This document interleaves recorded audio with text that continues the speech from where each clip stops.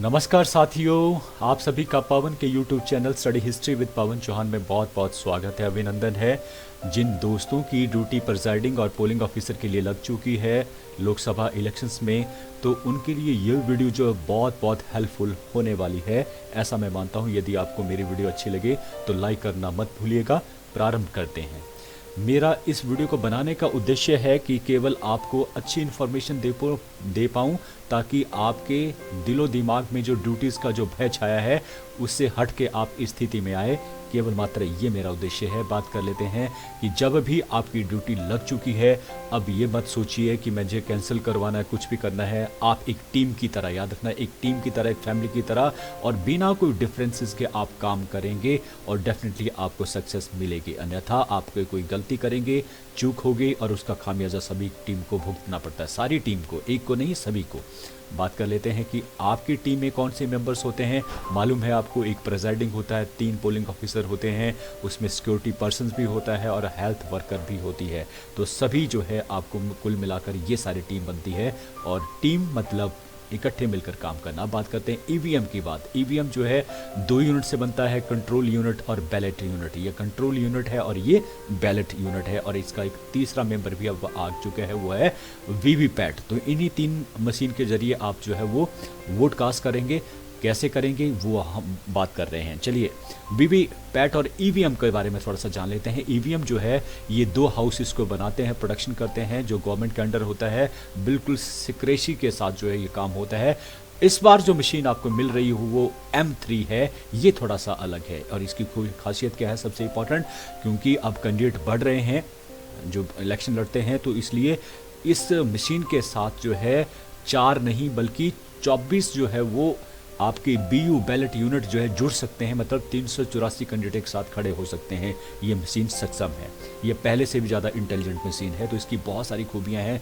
Light weighted है। इसके अलावा 364 कैंडिडेट लड़ सकते हैं। बैटरी जो है वो परसेंटेज बताएगी, हाई या लो नहीं बताएगी, ये परसेंटेज बताएगी कितने परसेंट बैटरी जो है अभी इसमें बची है, तो जिससे आपको पता लगता है कि बैटरी है या नहीं है। फिर इसके अलावा और भी इसकी खासियत है, जिसमें सबसे इम्पॉर्टेंट क्या है कि इसका डिस्प्ले जो है बड़ा है, 2 पार्ट में है, ऊपर नीचे जो है डिस्प्ले होता है, तो जल्दी से जो है ज़्यादा वेट नहीं करना पड़ता है कोई भी डिस्प्ले करने के लिए। इसके अलावा ब्रेल जो साइंस होते हैं वो इसमें ऑटोमेटिकली BU में ऑलरेडी जो है ब्रेल साइन है, तो अलग से पेपर लगाने की आवश्यकता नहीं होते हैं जो लोग जो है जिनको आवश्यकता होती है। अब वीवीपैट के बारे में आपको मालूम है कि जैसे ही BU का बटन दबेगा वैसे ही इसमें क्या जाता है, 7 सेकंड के लिए पर्ची जो नज़र आती है कि आपने किसको वोट डाला, उसका सीरियल नंबर होगा, नाम ऑफ द जो कैंडिडेट का नाम है वो नज़र आएगा, और उसका जो सिंबल है, जैसे कांग्रेस का हाथ है तो उसी प्रकार से ये, या जो बीजेपी का कमल है, तो उस तरह से जो है यहाँ पे 3 चीज़ें जो है डिस्प्ले होंगी।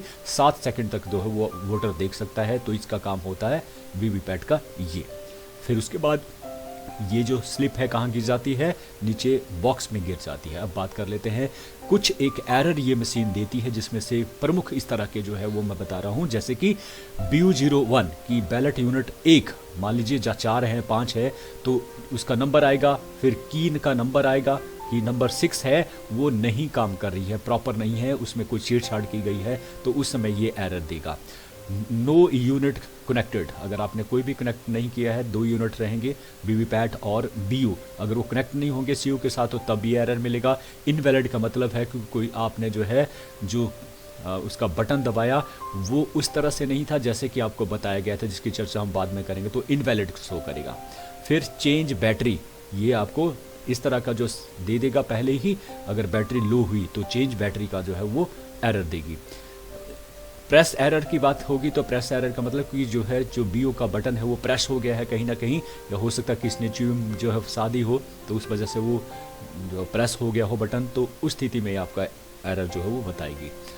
बात कर लेते हैं आगे, जो सबसे इम्पॉर्टेंट है कि जिस दिन आपको सामान मिलने वाला है उस दिन सबसे इम्पॉर्टेंट है कि सामान आप एक खुले मैदान में, खुली जगह पर चले जाएं, और एक एक चीज़ जो आपको एनेक्शन नंबर 19 दिया होगा प्रिजाइडिंग ऑफिसर में, नहीं तो अलग से आपको एक लिस्ट दी जाती है, हाथ में दी जाती है कि सामान चेक करें। आपने एक एक सामान को बारीकी से देखना है, जितना यूनिट दिया गया है, जितने नंबर दिए गए हैं उतनी संख्या में ये आपके पास हर एक सामान होना चाहिए। हर एक सामान की वैधता है, इंपॉर्टेंस है, कोई भी पेपर या कोई भी किसी तरह की सीलिंग नहीं छूटनी चाहिए। इसके अलावा जब भी आप ये 3 मशीनें लेंगे जिसमें CU होगा, BU होगा और वीवीपैट होगा, तो उनके टैग अवश्य जांच लें कि जिस जगह के ऊपर जा रहे हैं क्या उसी ही बूथ के ये तीनों चीज़ें हैं, वो देखना ज़रूरी है। और आप इनको खोल के देख सकते हैं कि इसको खोलने के बाद जो है आप ये ज़रूर देखेंगे ये टैग तो नहीं, यस गड़बड़ आ गया।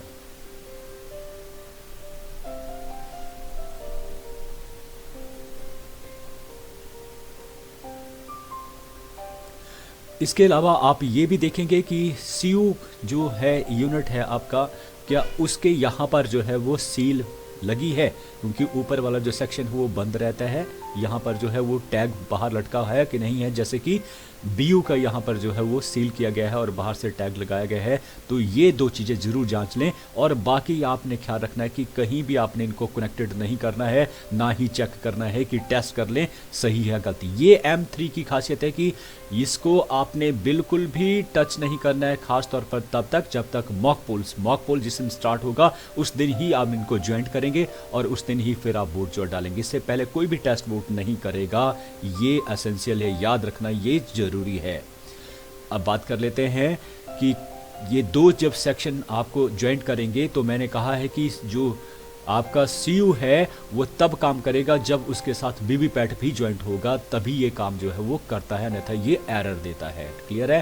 तो यहाँ पर सील होना चाहिए और ये भी यहाँ पर सील होना चाहिए, जो चेक करेंगे आप जो है जिस दिन इसको लेंगे। ठीक है, तो कब फिर से कह रहा हूँ कि मॉक पोल से पहले आपने मशीन को बिल्कुल भी नहीं छेड़ना है। अब आता है कि और चीज़ें क्या क्या मिलती हैं आपको। 3 कॉपी मिलती है आपकी इलेक्ट्रोल की, जिसमें एक होती है मार्क्ड कॉपी ऑफ इलेक्ट्रोल और 2 होती है जो अनमार्क होती है। मार्क क्यों किया है, लाल पेन से मार्क क्यों, क्योंकि इनको EDC जो है इशू किए गए हैं ये। ठीक है, EDC इशू किए जाते हैं उन लोगों को जो अपनी ड्यूटीज़ के लिए जाते हैं। तो ऐसे जो है एक मार्क कॉपी होती है और 2 जो अनमार्क्ड होती है। इसके अलावा register of voter very important documents है, जिसमें लगभग जो है 800 के करीब एक रजिस्टर में जो है वो आप वोटर जो है वो लिख सकते हैं। सीरियल 800 तक होंगे, लेकिन ख्याल रखना कि जब 800 के ज़्यादा आपके वोटर होंगे तो अगला जब रजिस्टर आप लगाएंगे उसमें 801 सीरियल नंबर देना ना भूलिएगा। इस तरह से ये 5 जो है इसके जो है वो अरूज होती हैं। तो इस तरह से ये रजिस्टर ऑफ वोटर का एक पैटर्न है। फिर एक स्लिप्स आपको मिलती हैं, वोटर स्लिप्स, जो बहुत सारी स्लिप्स होती हैं एक पेज में, जिसको काट के आपको जो है करना पड़ता है। तो ये भी महत्वपूर्ण डॉक्यूमेंट है, ये भी होना चाहिए। उसके बाद ब्लू पेपर सील्स हैं, यहाँ पर बहुत सारी सील्स हैं, जैसे कि ये ग्रीन पेपर सील है, ये स्ट्रिप सील है, ये एड्रेस टैग हैं, ये स्पेशल टैग है। इसके बाद इंडेलिबल इंक है जो इस्तेमाल करेंगे आप। और भी चीज़ें जैसे इंक पैड है, उसके साथ जो है एरो क्रॉस मार्क जो है ये स्टैंप होगी।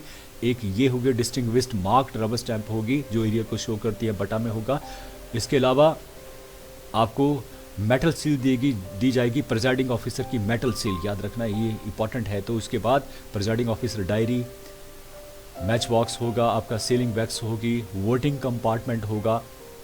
और इसके अलावा और भी बहुत सारा सामान, जैसे कि बैलेट पेपर्स हैं, डिफरेंट फॉर्म्स हैं, एनवलप्स हैं, साइन बोर्ड्स बहुत ज़्यादा मिलने वाले हैं, क्योंकि बाहर आपके हेल्प डेस्क लगने वाले हैं, उसके लिए भी साइन बोर्ड्स होंगे, स्टेशनरी होंगी, बहुत सारे फॉर्म्स होंगे। तो एक एक करके आपने हर चीज़ को जो है वो देखना है, ख्याल रखना है। अब आता है मूवमेंट आपकी। तो मूवमेंट सबसे इम्पॉर्टेंट है कि सभी जगह जो है बाई बस आपकी मूवमेंट जो होगी, कोई भी इंडिविजुअल अपनी कार का इस्तेमाल नहीं करेगा। खुदा ना खास्ता कुछ हो जाए तो उसकी जिम्मेदारी सीधी ही PRO के ऊपर आएगी। तो याद रखिए जो बसेस है उसके ही जरिए आप जाएंगे, ट्रांसपोर्टेशन वही रहेगी।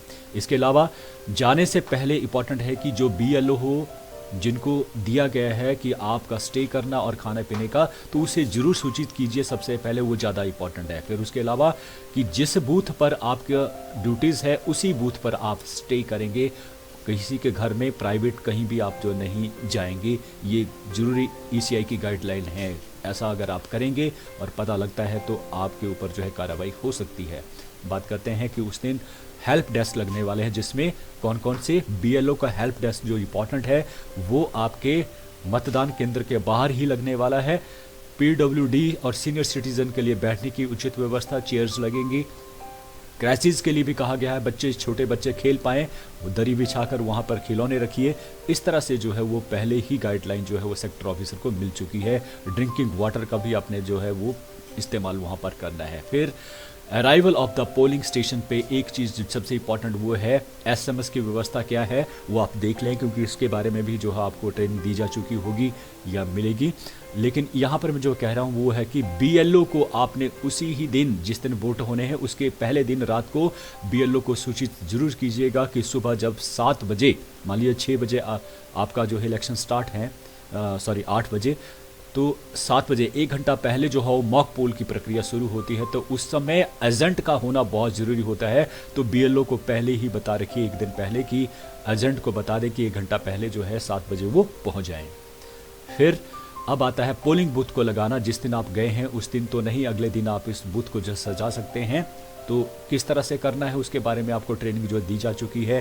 ख्याल रखिए कि यदि आपके पास 2 दरवाजे हैं तो एक तरफ को एंट्रेंस बनाइए और एक तरफ को एग्जिट जो है वो बनाइए। फिर बैठने का तरीका कि क्या है, कमरे अधिकतर छोटे होते हैं, तो एजेंट सबसे पहले जहाँ से भी जो वोटर आएंगे, एंटर करेंगे, तो उनका फेस उनको नज़र आना चाहिए। अगर ये काफ़ी बड़ा हॉल है तो आप इनके पीछे भी जो है वो चेयर्स लगवा सकते हैं, जैसा कि आपको प्रेजाइडिंग ऑफिसर डायरी में दिया गया है। इसके बारे में मैं ज़्यादा नहीं कहूँगा, आपको मालूम होता है किसको जा, लेकिन ख्याल रखना है ये कंपार्टमेंट जो है बिल्कुल सीक्रेट होना चाहिए, ना ही आपकी नज़र में ना ही किसी और की नज़र में। यहाँ अगर आपकी कोई विंडो है तो उसको भी आपने लॉक करना है, वहाँ से पर्दा लगाइए ताकि कुछ भी नज़र ना आए अंदर। ये सीक्रेसी इसकी बनी रहनी चाहिए, ठीक है। तो इस तरह से आपने बूथ को सजाना है। फिर लाइट्स का उचित प्रबंध रखें उस दिन, ये ज़रूरी है कि हर एक वोटर आए वो अच्छे से सुविधा के साथ जो है वोट कास्ट करें। अब आता है seating of the polling agent, इसकी भी एक व्यवस्था है। उस व्यवस्था के अनुसार ही आपने जो है ऑर्डर होता है पोलिंग एजेंट का, जैसे कि रिकॉग्नाइज्ड जो नेशनल पार्टी। इसका सबसे बढ़िया तरीका क्या है कि आपका जो BU है उसके ऊपर जो कैंडिडेट के नाम लिखे हैं ना, 1 2 3 4 करके पार्टी वाइज, तो उसी पार्टी वाइज के हिसाब से आपने जो एजेंट है उनको बिठाना है जहाँ उनकी जगह है, क्योंकि कई बार विवाद हो जाता है कि मुझे यहाँ पर बैठना था, मुझे यहाँ बिठाया गया। Arrangement of the polling day, क्या करना है आपने उस दिन पोलिंग डे है, आपने 2 घंटा पहले वहाँ पर हाजिर रहना। उसी मैंने कहा है कि वहीं स्टे करना है। कुछ लोग गए हैं घर में तो वो वहाँ पर होने ही चाहिए, अगर अपने बलबूते पर गए होंगे उसमें मैं नहीं कह रहा हूँ, लेकिन याद रखिए 2 घंटा पहले आप वहाँ पर होने ही चाहिए किसी भी हालत में। ऑब्जर्वर आके देख सकते हैं। आपने आते ही क्या क्या करना है, बाहर जो है PRO जाकर देखेगा डिस्प्ले जो है हुए हैं, क्या क्या चीज़, notice specify the polling area, जो बताता है कि ये पोलिंग एरिया है, नंबर ये है, वो लगाना है। फिर जो कैंडिडेट्स लड़ रहे हैं, फाइट लड़ रहे हैं, उनकी एक लिस्ट होगी, वो लगाने हैं। इसके अलावा और भी पोस्टर दिए होंगे, वो आपने तीनों ही तरह की चीज़ें जो है उस दरवाजे के बाहर लगानी है जहाँ से आपका एंटर होंगे, वोटर अंदर करेंगे, ठीक है। इसके अलावा एक और चीज़ इस बार कहा गया है कि 6 लोग ही खड़े होंगे बाहर वोट कास्ट करने के लिए। 6 आपने जो है नीचे जो है वो गोले लगाने हैं, क्योंकि कोविड-19 का ख्याल रखना है, डिस्टेंस के ऊपर बनाइए। और फिर मेल और फीमेल के लिए अलग 2 रो में। इसके अलावा अगर ज़्यादा लोग आते हैं तो उनकी सुविधा के लिए आप उनको जो है वो चिट देना शुरू कर सकते हैं BLO के हेल्प लेकर, और चिट देकर जो है उनको बैठने के लिए कह सकते हैं कि आप बैठिए, जब आएंगे तो तब आप जो खड़े हो जाना अपनी बारी के दौरान, ताकि भगदड़ ना हो। ये व्यवस्था तब कही गई कि ज़्यादा भीड़ भड़का ना हो। अगर आपके पास जगह है, उचित जगह है, काफ़ी अच्छे से लोग डिस्टेंस के साथ खड़े हो सकते हैं या खड़ रहे हैं, तो आपको 6 लोगों को ही एट ए टाइम में खड़ने की आवश्यकता नहीं, वो लाइन भी लगा सकते हैं। फिर आता है कि ग्लव्स आपको जो है दिए जाएंगे इस बार, तो BLO के पास ये ग्लव्स रहेंगे। हर एक वो वोटर जो वोट कास्ट करेगा उसके राइट हैंड में ये ग्लव्स जो है वो पहनेंगे। क्यों?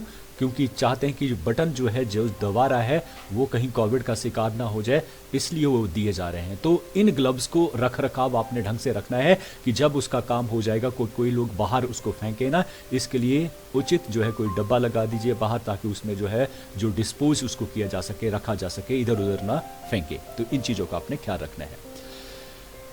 फिर आता है अरेंजमेंट ऑफ द फोटोग्राफी। ये भी ख्याल रखना है कि हर जगह, बहुत सारी जगह जो फोटोग्राफी जो हो रही है ECI के द्वारा जो है फोटोग्राफर लगाए गए हैं, वीडियो भी की जा रही है, लेकिन जहाँ पर इस तरह की व्यवस्था नहीं है वहाँ पर जो PRO है, प्रिजाइडिंग ऑफिसर है, वो ख्याल रखेगा कि आपने मॉक पोल के दौरान जो फ़ोटो लेने, ये सारे फ़ोटो आपके पास चाहिए। मॉक पोल के दौरान जब आपका वोटिंग कंपार्टमेंट आपने तैयार किया, वहाँ पे आपने जो मशीनें रखी वहाँ के फ़ोटो आपने लेने हैं। Presence of the polling agent जो है वो आपने करना है। जब आपके एजेंट बैठे हैं, कहाँ सीटिंग कर रही है, आपने उनका फ़ोटो लेना है। सीलिंग करते हुए ईवीएम को वो आपने लेना है। और विजिट ऑफ द जो जब भी आते हैं सेक्टर ऑफिसर आते हैं, ऑब्जर्वर आते हैं, दूसरे लोग आते हैं ईसीआई द्वारा जो भी लोग हैं, तो तब आपने फ़ोटो लेने हैं। पोल स्टार्ट का आपने लेना है जब पहला वोटर आएगा और आपके पहले जो पीओ के पास वो खड़े होगा तब आप वोट ले सकते हैं। कंपार्टमेंट के अंदर के कोई भी फ़ोटो नहीं होंगे, ख्याल रखना। स्पेशल केस वोटर जब भी कोई आता है, अपंग आता है या ज़्यादा एज्ड का व्यक्ति आता है, वो स्पेशल केस माने जाते हैं, उस समय फ़ोटो लेना है। Closing and ceiling of the EVM और एनी अदर क्रिटिकल हुआ कि जब कोई कमाल हो, बूथ कैप्चरिंग हो या कोई शराब पी के आ जाता है, भगदड़ करे, अंदर कुछ करे, तो उस समय की अपने फ़ोटो जो है ज़रूर लेनी है। इसके अलावा आपको मालूम है कि 200 मीटर के अंदर कोई भी किसी भी प्रकार के जो पोस्टर नहीं लगेंगे और 100 मीटर के अंदर कोई भी व्यक्ति जो है इस तरह का मटेरियल इस्तेमाल नहीं करेगा एडवर्टाइज के लिए। कोई भी या किसी से वोट मांगने का जो है वो अगर ऐसा चला है 100 मीटर के अंदर तो वो भी प्रोहिबिटेड है, उसके लिए सज़ा है, ठीक है। तो ये चीज़ें कोई भी, लेकिन इस बार जो गाइडलाइन थी वो कि जो पोलिंग एजेंट है वो वियर कर सकते हैं, बैज जो है लगा सकते हैं अपने पार्टी का, पटका यूज़ नहीं कर सकते हैं लेकिन वो बैजेस लगा सकते हैं। अभी इसके बारे में ज़्यादा जो है वो खुल के आदमी नहीं, खुल के जो इलेक्शंस वाले वो नहीं बोल पा रहे हैं, तो आपने हो सके तो इससे आपने अभी बचना है। चलिए बात कर लेते हैं verification of the polling agent. अब आप करेंगे, आपने ये जो प्रक्रिया है ये मॉक पोल से पहले की प्रक्रिया है। आपने फॉर्म नंबर 10 आपके पास आएगा एजेंट्स के, उनको आपने लेना है, उनको चेक करना है क्या कैंडिडेट ने साइन किए हैं उनके फॉर्म के ऊपर। उसके लिए आपके पास उनके सिग्नेचर है, स्पेसिफिक सिग्नेचर की कॉपी होगी, उसमें चेक करना है कि क्या वो मिलान कर रहे हैं। अगर मिलान कर रहे हैं तो फिर आपने उनको जो है वो अलाउ करना है और उस फॉर्म नंबर 10 के ऊपर उनके सिग्नेचर लेने हैं। अगर उन्होंने पहले ही कर लिए हैं तो एक बार फिर से आपने करवाने हैं ताकि ये कंफर्म हो कि सिग्नेचर उसी ने किए हैं, ठीक है। इसके अलावा आपने एक मूवमेंट सीट उनकी तैयार करनी है जो है एनेक्शन नंबर 17, जिसके ऊपर उनकी मूवमेंट रहेगी कि कौन आया और कौन गया किस टाइम, क्योंकि आपके एजेंट जो है 2 भी हो सकते हैं, आप 2 ही अलाउ करें, 2 से ज़्यादा मत कीजिए, और एट ए टाइम एक ही अंदर बैठेगा, याद रखना। और उनके पास अपनी एपिक या कोई भी आइडेंटिटी जो है होना ज़रूरी है, लाजमी है ये आइडेंटिटी। और इसके अलावा और भी चीज़ है, क्योंकि बहुत एसी का जो दायरा होता है काफ़ी बड़ा होता है, तो वो किसी भी एसी का कहीं का भी वोटर हो सकता है, किसी भी बूथ का वोटर हो सकता है। ये जरूरी नहीं कि उसी बूथ का वोटर होगा तभी वो एजेंट बनेगा, ये जरूरी नहीं है। उस एसी का ही वोटर होना चाहिए कहीं का भी, तो तब वो बन सकता है। तो ये रहा एजेंट के बारे में। फिर आता है इसके अलावा पर्सन एंटाइटल्ड, कौन कौन लोग जो अंदर आ सकते हैं, जिसके बारे में आपको ज्ञान है, आपकी उसमें डायरी में दिया जा चुका है, ये ज़्यादा नहीं कहूँगा। फिर ऑब्जर्वर आएंगे, तो ऑब्जर्वर के लिए ज़रूरी है कि आप ड्यू रिस्पेक्ट दिखाएं, अच्छे से काम करें। और एक ज़रूरी है कि एक विजिट सीट आती है, उस विजिट सीट को आपने तैयार रखना है पहले, और जब भी कोई आता है ईसीआई की तरफ से वो उसके ऊपर साइन करेगा और लिखेगा, रिमार्क्स भी देगा वो, तो टाइम भी लिखेगा कब आया था कब गया वो। इसके अलावा अब बात कर लेते हैं कि मॉक पोल के लिए आपने तैयारी करना है ना, उससे पहले की तैयारी आपने सारी कर ली है। मॉक पोल के लिए अब आपने क्या करना है, तीनों मशीनों को ज्वाइन करना है। जैसे कि आपको मालूम बीयू जो है वो किसके साथ जुड़ता है, वीवीपैट के साथ, और वीवीपैट की तार किसके साथ जुड़ती है, वो जुड़ती है सीयू के साथ। जब भी ज्वाइंट करेंगे तो ख्याल रखना है रेड का रेड के साथ जाना चाहिए और ब्लैक का ब्लैक के साथ जो ज्वाइंट होना चाहिए। अगर ये ब्लैक इधर आ गया, रेड इस साइड आ गया, तो ये नहीं लगेगा, आप गलती करेंगे और हो सकता है आपकी वजह से खराब हो जाए मशीन।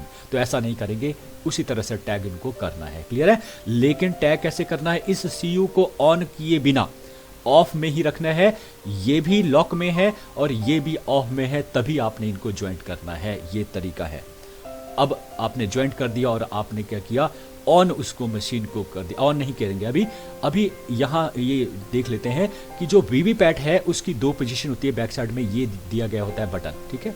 तो इसमें ऑलरेडी यहाँ पर दिया भी गया साइन कि कब कौन सी स्थिति क्या है। देखिए अगर आप इस ग्रीन वाला देखेंगे तो इसकी स्थिति कैसे, ऐसे सीधी है, तो ये जब सीधी होगी तो मतलब तब ये वोट कास्ट करेगा, पर्ची कटेगी। अदरवाइज ये इस तरफ का होगा तो लॉक माना जाएगा, ठीक है। तो ये लॉक पोजीशन, जब तक ये लॉक है तब तक वो वोट कास्ट की प्रक्रिया शुरू नहीं हो सकती है। तो ख्याल रखने वीवीपैट को आपने इस स्थिति में लाना है, अनलॉक की स्थिति में, और फिर आपने सीयू को ऑन करना है। और ऑन करेंगे तो 7 पर्चियां वो पहले काटेगा, वो अपने बारे में बताएगा कि मैं बिल्कुल सही हूं, तो 7 पर्ची अपने ऑटोमेटिकली कटना शुरू हो जाती हैं। ख्याल रखना है आप मॉक पोल की तैयारी जो है वो, तो इससे पहले आपने एक बार भी कोई टेस्ट वोट कहीं नहीं करना जब से आपने लिया है सीयू मॉक पोल तक। तो मॉक पोल में अब शुरू होगी प्रक्रिया।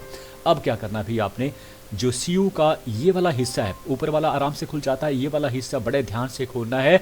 इसके अंदर इस तरह से उंगली और अंगूठे को डालिए, अंदर की तरफ प्रेस करना है और फिर इसको खोलिए, नहीं तो ये लॉक टूट सकते हैं। और खोलने के बाद ये स्थिति रहती, ये वाले बटन आपको सारे नज़र आते हैं, ठीक है। तो इसका ख्याल रखना है कि इसका तरीका है एक जो है वो इस मशीन को चलाने का, कि आपके पास ये मशीन आ गई है तो आपने प्रारंभ, देखिए ये बटन है, जैसे ये क्लियर का बटन है, ये बैलेट का बटन है, ये टोटल का है, ये क्लोज का है और ये रिजल्ट का है और ये प्रिंट का है जो आपके काम का नहीं है। आपने सबसे पहले दबाना, याद रखना, सबसे पहले कहाँ से शुरू करना है आपने, क्लियर से। अगर आपने यहाँ दबा दिया तो इनवैलिड शो करेगा, एरर दे देगा। तो आपने क्लियर का बटन सबसे पहले दबाना है। मॉक पोल से पहले, प्रारंभ होने से पहले क्लियर दबाया, एजेंट आपके सामने है। और याद रखना, फिर से मैं बता दूं, मॉक पोल की प्रक्रिया 1 घंटा पहले शुरू करनी है और एजेंट अगर नहीं आया तो 15 मिनट ही वेट करना है, उसके बाद आप प्रक्रिया शुरू कर सकते हैं बिना कोई किसी का वेट किया, और वो आते रहेंगे, आप प्रक्रिया जो है वो प्रारंभ करेंगे। अब क्लियर, सबसे पहले क्लियर करेंगे तो बताएगा कितने कैंडिडेट हैं और हर कैंडिडेट को बताएगा कि 0 है, 0 है, 0 है और इस तरह से खत्म। अब वो तैयार हो जाएगी और यहाँ पर ग्रीन बटन जो है वो जल जाएगा। अब वो आपका सीयू तैयार है बैलेट या वोट कास्ट करने के लिए। तो बैलेट को दबाइए और आपका यहाँ से ग्रीन बटन जो है वो हट जाएगा और लाल जो है वो जल जाएगा। मतलब अब बिजी हो गया। अब कहाँ, अब बैलेट यूनिट जो है वो वोट करने के लिए जो है वो तैयार है, ठीक है। तो इस तरह की स्थिति मैंने अभी यहाँ पर बताई और आगे भी ये बता रहा हूँ। ये क्लियर बटन है ताकि आपको क्लियर हो जाए कि कौन कौन सी चीज़ें कौन से बड़ी। ये बैलेट का बटन है। अब जैसे बैलेट बटन आपने दबाया तो ये ग्रीन वाली जो है वो हट जाएगी और लाल वाली जल जाएगी। तो यहाँ थोड़ा सा गलत दिया है, इसको दबाएंगे। बीयू में बटन दबाया तो याद रखना है इस मशीन का क्या है कि ये एकदम से बीप साउंड नहीं देगी। साउंड देती है ना कि लंबी सी आवाज़ आएगी, तो वो साउंड तब नहीं आएगा। देखिए क्या होगा, आपने जैसे ही दबाया आपका जो वीवी पैट है उसकी पर्ची जो है 7 सेकंड तक जो है वो नजर आएगी आपको, तब तक कोई बीप साउंड नहीं है। जैसे ही वो पर्ची ड्रॉप बॉक्स में गिर जाएगी उसके बाद जो है इस मशीन जो है आवाज़ देगी, बीप साउंड देगी। तो लगभग 16 सेकंड लग जाते हैं एक वोट का डालने के लिए। क्लियर है। उसके बाद फिर से ये लाइट जो जल जाती है, मतलब अब तैयार है। इस तरह से अपने 50 वोट, कम से कम 50 वोट आपने डालने हैं मॉक पोल के लिए। और मैं फिर से कह दूं कि मॉक पोल के लिए सभी कैंडिडेट को मिलने चाहिए वोट। तो इसका सबसे बढ़िया तरीका क्या होता है कि जितने भी कैंडिडेट के एजेंट आए हैं उनको अपने ही जगह पर वोट डालने के लिए कहिए कि जिसके भी आप कैंडिडेट आप उसी को ही वोट डालेंगे। अगर कोई किसी का नहीं आया तो पोलिंग ऑफिसर आपके पास है, उनकी हेल्प आप ले सकते हैं। तो इस प्रकार से सभी को नोटा सहित, याद रखना नोटा का भी वोट डालने हैं, सभी को जो है बराबर वोट मिलने चाहिए। क्लियर है। अब ये प्रक्रिया आपने जो है वो करना। अब आपने वोट डाल दिया 50 के 50। अब आपने क्या करना है, क्लोज कर देना है वोट, क्योंकि आपको 50 बोला है तो 50 ही किए और आपने क्लोज बटन को दबा दिया। अब आप जो है बीयू को बताएंगे कि बीयू का कोई भी बटन दबाएंगे आप वोट कास्ट नहीं होगा। क्लियर है। तो ये दिखाना है एजेंट को कि ये प्रक्रिया देखिए मशीन बिल्कुल सही काम करती है। अब आता है रिजल्ट सेक्शन में जाएंगे आप, और क्योंकि आपने क्लोज कर दिया अब अपना रिजल्ट बताना है। रिजल्ट जैसे ही दबाएंगे तो ये सभी को, जितने भी वोट कास्ट हुए हैं किस किस कैंडिडेट को, उनका हिसाब किताब जो वो बता के रखेगी रिजल्ट। क्लियर है। अब रिजल्ट बताने के बाद आपने क्या करना है कि क्लियर डाटा, ये क्लियर बटन को फिर से दबाना है।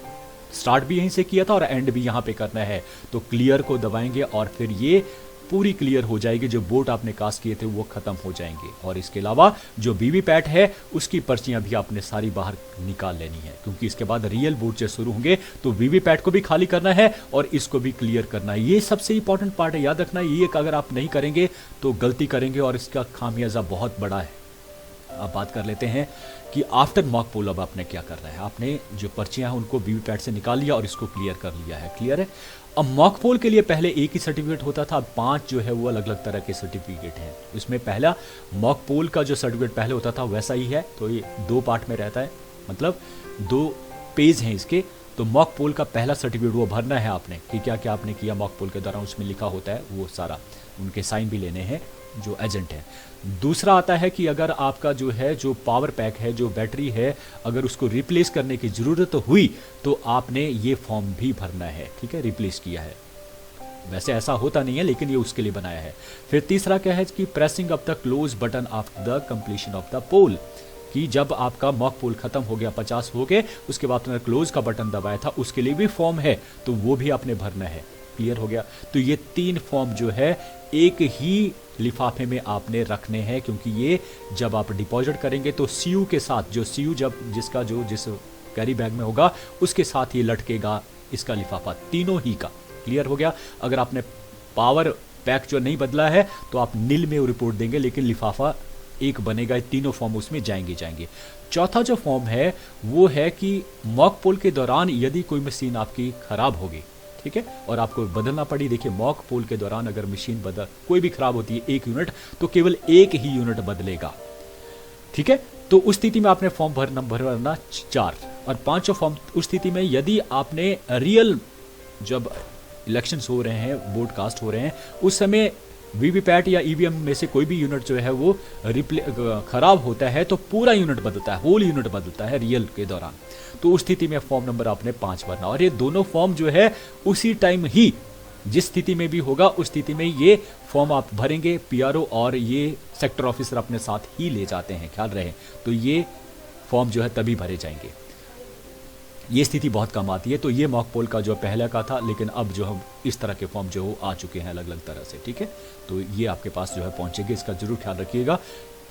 अब आता है how to prepare mock poll cover की बात कर लेते हैं। जो पर्चियां जो आपने निकाली है वीवीपैट से, उसको कैसे तैयारी करना है वो शायद आपको बता दिया गया होगा बड़े इजीली। मैं ज़्यादा बात नहीं करूंगा इसके लिए, जो है वो इसमें सिर्फ एक चीज़ बताने के लिए है कि आपने जो पिंक पेपर सील है कोशिश कीजिए कि पहले मत लगाइए, क्योंकि हो सकता है आपकी मशीन खराब हो और फिर से मॉक पोल। देखिए, दूसरी बार है यदि मॉक पोल आपको करने की जरूरत पड़े, मशीन खराब हो गया और बदलना पड़े रिप्लेस, तो आपको याद होगा मॉक पोल फिर भी आपको करना पड़ेगा। लेकिन इस बार ये कहा गया है कि मॉक पोल आपने 50 नहीं करना है, हर कैंडिडेट्स को एक अपने वोट जो है जरूर कास्ट करना, मिनिमम एक वोट, ठीक है। और इस तरह से मॉक पोल आपने जो है वो करना है दूसरी बार, ठीक है जी।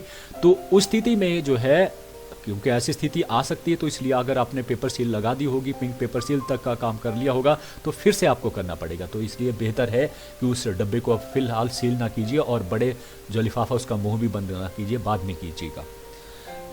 फिर अब आता है कि sealing of the EVM CU की बात कर लेते हैं, कैसे आपने करना है। पहले सबसे इंपॉर्टेंट है कि जब आपने मॉक पोल कर लिया पूरी तरह से, अब आपने क्या करना है, जो सीयू है उसको पीछे से ऑफ करना है। सीयू को ऑफ करके ही आपने सीलिंग का काम जो है वो करना है, ठीक है जी। सीयू को ऑफ करके ही, क्यों, यदि आपने ऑन रखा और आप गलती से कहीं बटन कोई दब गया उस समय काम करते हो, जो खास तौर पर स्पेशल टैग के दौरान ऐसा होता है, और फिर से आपको सारी सीलें जो है तोड़ना पड़ेगी। तो इसलिए बेहतर है कि आप ऑफ करेंगे और फिर जो है वो सीलिंग का काम शुरू करेंगे। अब सीलिंग करना है तो क्या होता, अभी जो ग्रीन पेपर सील है पहले इस तरह 2 सेक्शन में आती है, लेकिन अब ये सील ऐसे डालेंगे और इस तरह को निकल जाती है। लेकिन याद रखें, सबसे पहले जब भी कोई सील आप लगाएंगे, कोई भी पेपर सील का इस्तेमाल करेंगे, टैग का इस्तेमाल करेंगे, तो उसका नंबर आपको वहाँ उपस्थित एजेंटों को लिखवाना पड़ेगा, और उनके साइन जो है दूसरी तरफ जहाँ पर नंबर आता है उसके दूसरे नंबर लिखा होता है, इसके ऊपर नंबर आता है, उसके बैक साइड में दूसरी साइड को आपने जो है वो उनके साइन करने हैं, और पीआरओ भी साइन करेगा हर सील में। क्लियर हो गया। तो भाई आपने लिखवाया और उसके बाद इस तरह से डालना कि इसका आधा हिस्सा यहाँ जाएगा और आधा हिस्सा इस तरफ को आएंगे, ठीक है। और इस तरफ से आपने इसको बंद कर दिया डोर को, और लेकिन ये सील जो है बाहर नजर आनी चाहिए, पेपर सील बाहर इसका हिस्सा हुआ लटका हुआ नजर आना चाहिए। यहाँ पर अब आप एक धागा लेंगे, उसको बांधेंगे, गांठे देंगे 3-4, और उसके बाद जो है लंबा, थोड़ा सा हल्का सा लंबा लेकर यहाँ पर जो है वो स्पेशल टैग भी सील करेंगे, ठीक है। जो स्पेशल टैग हुआ इस तरह का बना होता है, देखिए इस तरह कटा हुआ, ये हिस्सा यहाँ आता है, तो बिल्कुल आराम से, और ये कैप वाला हिस्सा जो बीच वाला क्लोज वाला बटन वो यहाँ आ जाता है, तो ये बिल्कुल आराम से बैठ जाता है। अगर आपने ये धागा थोड़ा सा लंबा किया होगा तभी ये आराम से आएगा, अगर आप यहीं इसको लगा देंगे तो फिर ये बैठेगा नहीं। तो इसलिए ख्याल रखें, थोड़ा सा लंबा लगाकर आगे इसको सील करना, और यहाँ पर सील करते हुए कार्डबोर्ड का इस्तेमाल करना है ताकि ये मशीन आपकी खराब ना हो, इसका जरूर ख्याल रखिएगा। और यहाँ पर आपने इसको रख देना है, ठीक है। रखने के बाद जो है ये इस तरह से बैठ जाता है, फिट बैठ जाता है। तो ये यहाँ पर सील नहीं बताएगा, लेकिन इस तरह से ये बैठ जाता है अपनी जगह। अब आपने इस तरह से जो बाहर लटका हुआ जो पेपर सील है उसको वैसे ही रखना है। अब आपने इसको भी क्लोज करना, जो आउटर सेक्शन है उसको भी जो है वो आपने बंद कर देना। करने के बाद अब यहाँ पर जो है दूसरा टैग को सील करना है आपने, इसका सीयू का जो आपको टैग मिले हैं, एड्रेस टैग मिले, उनको सील करना है, यहाँ पे बंद कर देना है इसको। अब दूसरा एक आती है स्ट्रिप सील, उसका जो है काम जो है वो शुरू होगा। कैसे? देखिए, स्ट्रिप सील इस तरह से होती है, काफ़ी लंबी होती है, जिसमें A B C D section होते हैं। इसके बी के पीछे जो है सी होता है, ए और ये डी। ठीक है जी। तो ए को अपनी तरफ रखिए, अपनी तरफ रखेंगे तो ए पढ़ा जाएगा, बिल्कुल सही पढ़ा जाएगा, उल्टा नहीं होगा। तो उस तरह से रखना है और इसके बिल्कुल बराबर आपने लेना है, आगे नहीं लाना है, इस तरफ को यहाँ रखना है। इसका गोंद वाला हिस्सा जो है पेपर इस तरह से ब्लू वाला येलो वाला जो है पेज ऊपर से लगा होता है, उसको हटाएंगे तो गोंद वाला हिस्सा जो मिल जाएगा। तो ए को इसके साथ चिपका देना है। ठीक है, इसको नी पर ए वाली सील को इधर जो है वो चिपकाना है आपने। क्लियर है जी।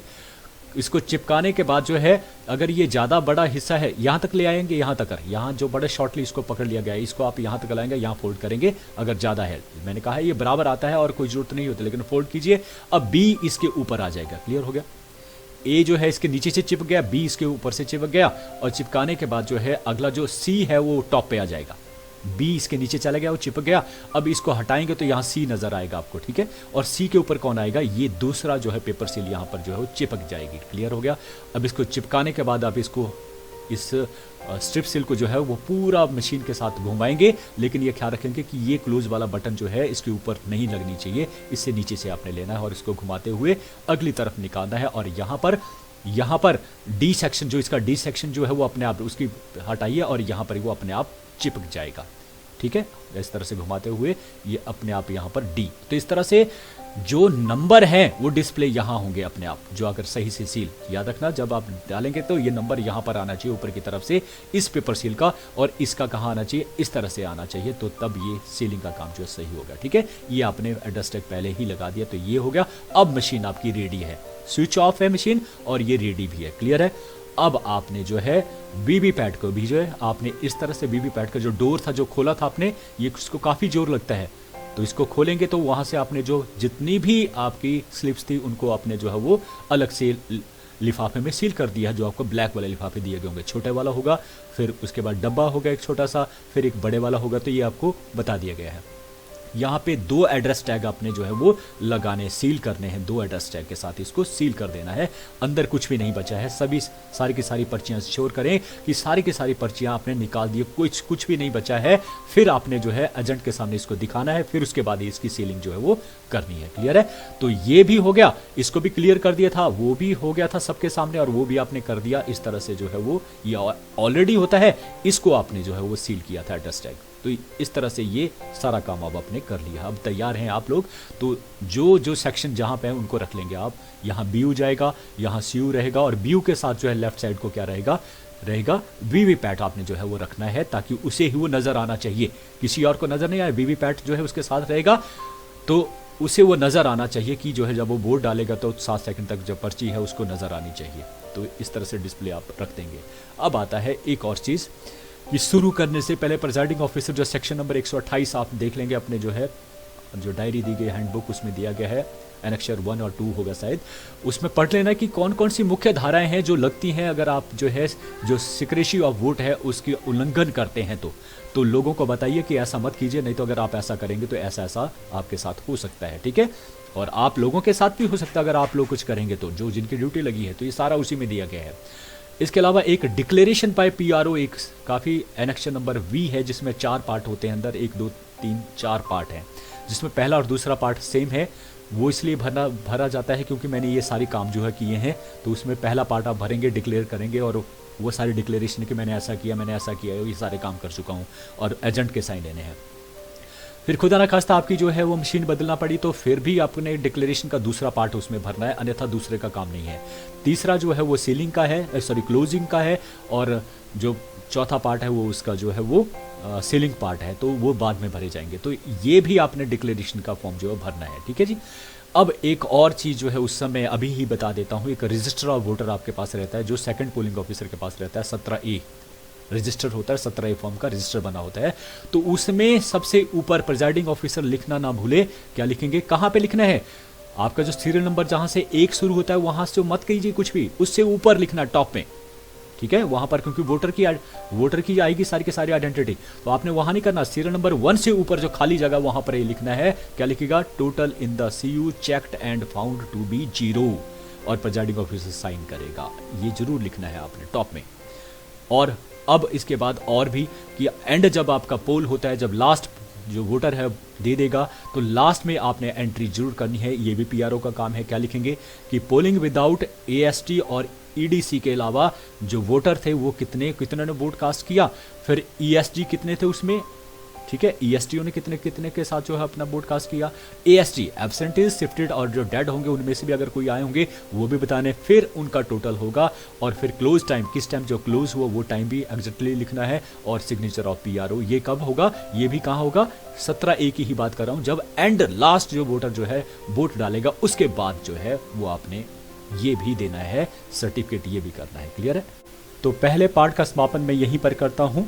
अगले पार्ट में जो चीज़ें आएंगी वो है कि पोलिंग ऑफिसर की ड्यूटी क्या रहेगी सभी की, और कौन कौन सी परिस्थितियां प्रिजाइडिंग ऑफिसर के सामने आ सकती हैं, उनके साथ कैसे निपटना है, कौन से फॉर्म भरने हैं, और सबसे इंपॉर्टेंट रहेगा कि पेपर सीलिंग कैसे करनी, डाके कैसे बनानी है, वो दूसरी वीडियो में आएगा, तो उसे देखना ना भूलिएगा। ये आपने बड़े ध्यान से मुझे सुना, उसके लिए आपका बहुत बहुत धन्यवाद। आप सक्सेस होंगे अपनी ड्यूटी में। All the best. Thank you.